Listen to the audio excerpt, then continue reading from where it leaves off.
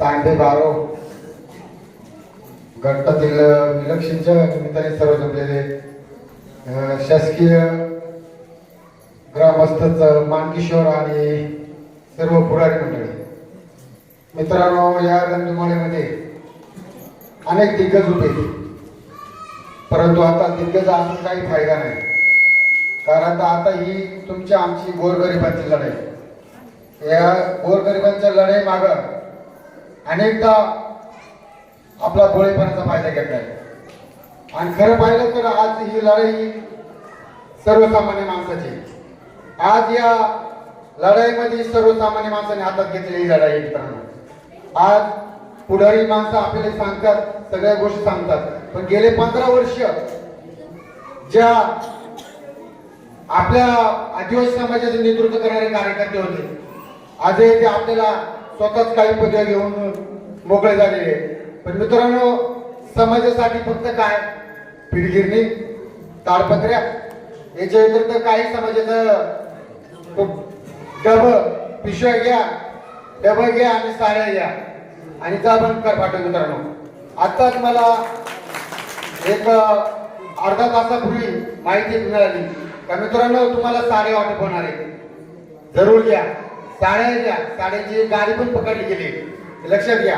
परंतु साड्या घ्या, डबे घ्या, परंतु आता वेळ ही नाही. डबे घ्या आपल्या आयुष्याला पुरती नाही आणि डब्याला कोणी खात पण नाही. आता स्टीलचं भांडी आता त्याला याशिवाय राहिलं नाही. तसंच ज्या माणसाने आपल्याला डबे दिलेत ना, त्याला पण आता डबे बांधून देण्याची गरज आहे आपल्याला मित्रांनो. ही आता आपणच दाखवून द्यायची.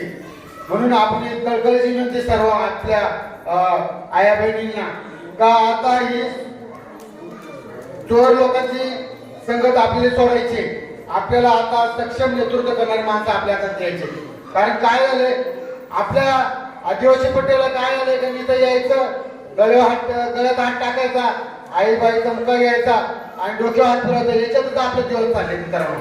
कारण काय झाले, विलक्षणाला हाच प्रकार जास्त झाला. आणि आम्ही 2-3 वर्ष इथं आलो, त्यांच्या मागच फिरत होतो आम्ही पण. आम्हाला पण कळलं काय करायची. जवळ गेल्याशिवाय काही कळत नाही.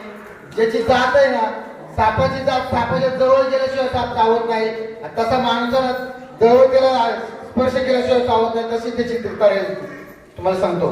कारण तर या आखाड्याचा कार्यक्रम प्रत्येक वेळी तिथे यायचा, आखाड्याचं पूजन करायचा, जायचा नाही. किती वेळ आला विचार, जिल्हा परिषद आखाडा आला, शिवरात्र आली तर तोच बोलायचा. पण मित्रांनो, काही नाही झालं, काही करता नाही आलं.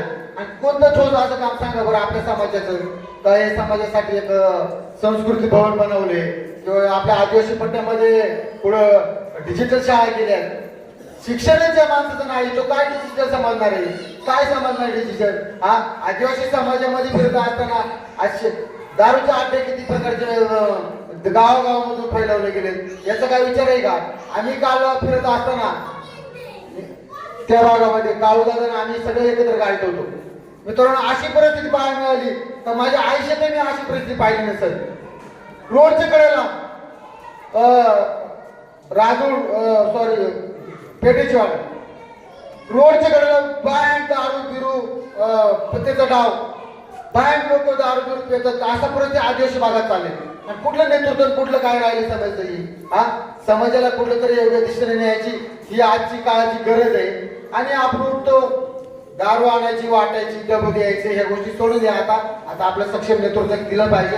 आणि मित्रांनो, अधिक तर काही जास्त बोलत नाही आणि मी हे माझे 2 शब्द संपवतो. जय जवान.